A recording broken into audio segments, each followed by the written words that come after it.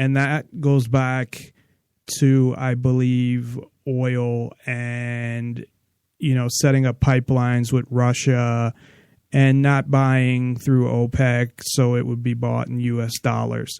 So they'll do whatever they got to do to save the economy, and whether they have to kill a whole bunch of civilians or not, or start a fucking war. And that's what it looks like they're trying to do, is start a war in order to save the U.S. dollar, really. If you break it down, that's what it seems like. Again, I'm no expert on this shit, but that's what it seems like. They want to start a war to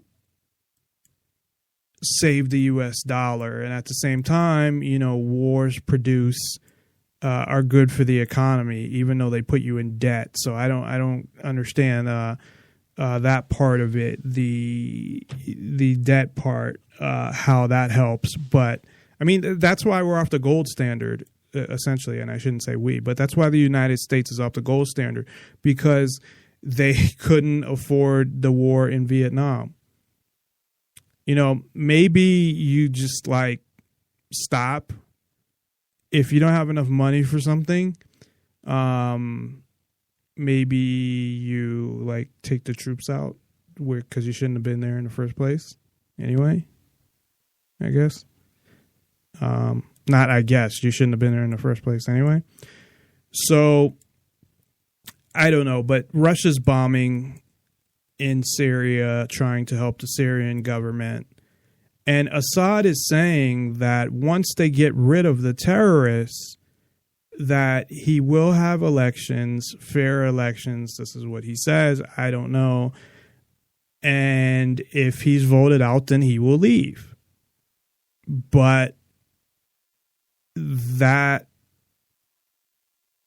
still is not good enough for the United States, and they probably think it would be rigged anyway. And maybe it would, and maybe it wouldn't. I don't know, but either way, they're the ones that are arming and have armed these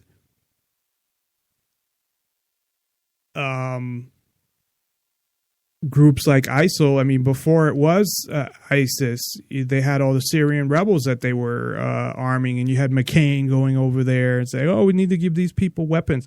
Are you a fucking idiot? This is a career politician, which shouldn't exist. Those two words should not go together. And he's telling people that, oh yeah, we should arm these guys to get rid of Assad. And you know what? Why did you want to get rid of Assad in the first place?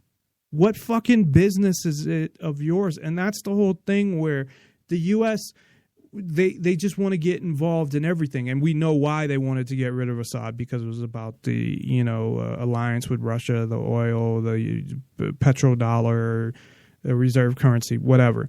But they don't tell you any of that.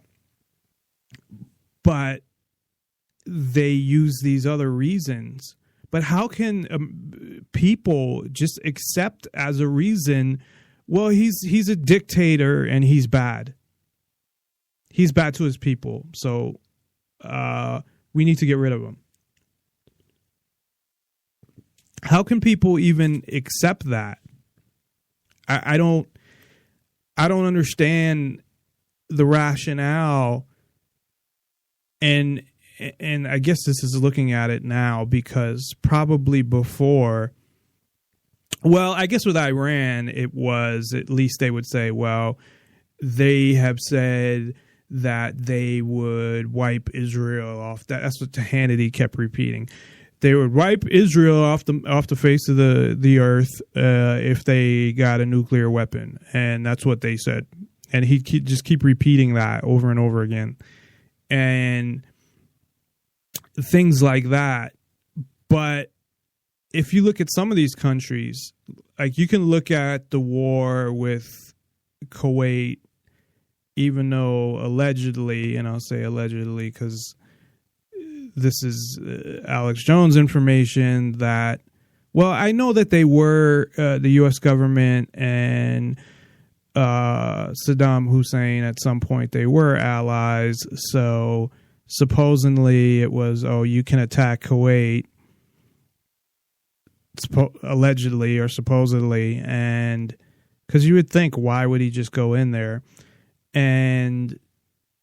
But let's say for the moment, the average person is going to believe, well, he just went and attacked a country, and that country has a bunch of oil, so the U.S. is going to go in to get them out of the country.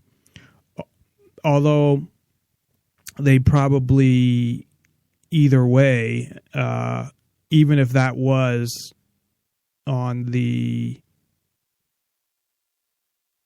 up and up, and that was a real thing where they had nothing to do with it, and Iraq just said, hey, we're going to attack Kuwait for the sake of argument, should the United States still even get involved then? But to the average person, at least they had a goal, like, okay, we're going to get you guys out of this country. There you go. It's over. They got them out of the country. As opposed to just randomly attacking countries like Libya. What was the reason with Libya? What was, and I don't know how much involvement they had in Egypt, because supposedly, the Arab Spring, but how much of that was CIA backed, just like Ukraine? How much of that was CIA backed to change regimes? And that's what they've been doing all this time.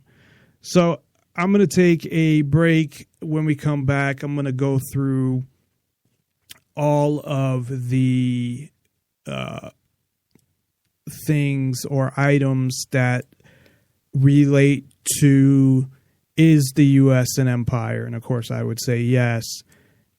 And what that means, when will, as all empires do, fall, and what that really means, and what the, who the bad guy really is. Who is the real evil? And maybe it's everybody. Not everybody, every person, but it seems like every government to me, and all of these groups as well. So we'll talk all about that when we come back. If you'd like to call in, again, the number is 702-470-7664.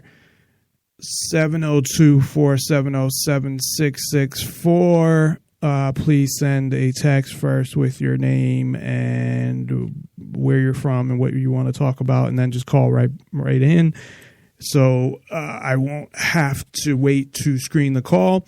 Or you can call in via Skype. Just send a contact request to NonPartisanLibertyForall, all one word. Try to do it with each word capitalized, because that's how I had it. And I mentioned before, I had an issue because I had two nonpartisan liberty for alls, but one was a little different than the other one. And anyway, so if you Skype in before you send your contact request, just type it out that way, and I will then you can send me a message and let me know what you want to talk about in your name and where your location is. Not your exact location, just the city that you're in is fine. I don't need your address. So we will be right back.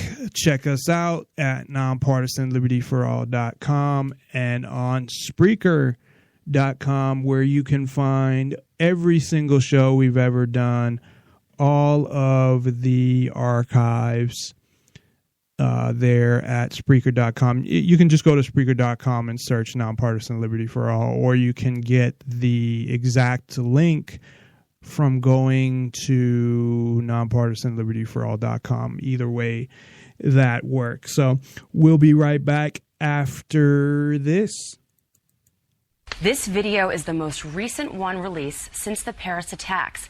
It promises more attacks on France, threatens President Obama, French President Francois Hollande, and even threatens to blow up the White House. It follows another video released yesterday vowing to attack New York City.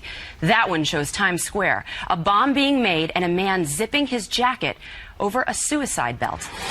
Authorities say that the video reaffirms the city remains a top terrorist target, but that there's no specific threat at this time. As for this latest video, Chief Intelligence Correspondent Catherine Harridge has more from Washington. Catherine? Well, thank you, Andrea. In the last hour, we have watched portions of the new ISIS propaganda video where two unidentified men threatened the U.S., saying France was first and Washington is next. Fox News is electing to show only one image from the tape and not broadcast the ISIS propaganda in its entirety. The key section is 90 seconds in length, and according to a translation provided by the Middle East Media Research Institute, the ISIS speaker says, quote, "We started with you," a reference to France, "and we shall finish with the false White House, which we shall render black with our fire, Allah willing. We shall blow it up like we blew up the false idols in this good land." This is the second tape in 24 hours threatening U.S. interests. The credibility is still being assessed at this hour. Last night's tape about New York City was seen by analysts as kind of a mashup, an old ISIS video from April recycled with some new images, but as you know, no change to the already high threat level in New York City itself.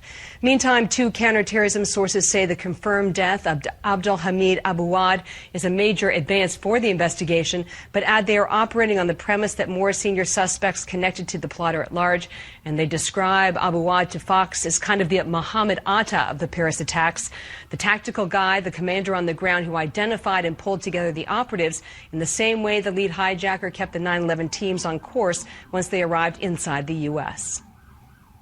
That's probably most likely that he's like the platoon sergeant or lieutenant for this cell, and that he was their leader on the ground. He was their support structure to make sure that they were all coordinated, they had the right timing and right equipment and materiel they would need to carry out these attacks. Based on our contacts, they believe that the strategic planner, kind of the Khalid Sheikh Mohammed of this operation, is still at large, and if he was in Syria, has probably moved into Iraq, thinking that may be more safe haven for him at this time, Andrea. All right. Thank you, Catherine. You're welcome. Harris, I want to go to you as well because this is also breaking today. CIA Director John Brennan coming out saying that at one point when George W. Bush was in office, there was about 700 ISIS terrorists. Now he says that has metastasized into about 4,000% more. 4,000% more. What do you think about this? What are the headlines? From what I'm reading, I'll tell you what I'm reading. And that is that. What I think is that you remember that $3 trillion that disappeared the day before 9/11 that they couldn't account for? That if it's multiplied, it's because more money has disappeared, and that's where it fucking goes. Sorry, just had to break in there and mention that. Don't forget that they have the highest military budget. It's more than the next 10 other countries, and that they have money that is unaccounted for. That goes back to 2001, but that doesn't mean that hasn't happened since then, and they just haven't said anything about it. But where did that money go? And maybe they were, I don't know where you'd hide $3 trillion fucking dollars, but money, I mean, I'm sure they use money all the time to make deals with these fuckers and all of this shit. So if it's multiplied by that, it's because, you know, they're paying a certain amount of people probably at the top, and maybe even the people at the top are paying everybody else, and maybe the whole I wouldn't think the whole group would know, because then you open yourself up to, who knows if they even care at this point, but you open yourself up to more people finding out instead of having the main people at the top that are running it just recruit people and then do it that way. But, you know,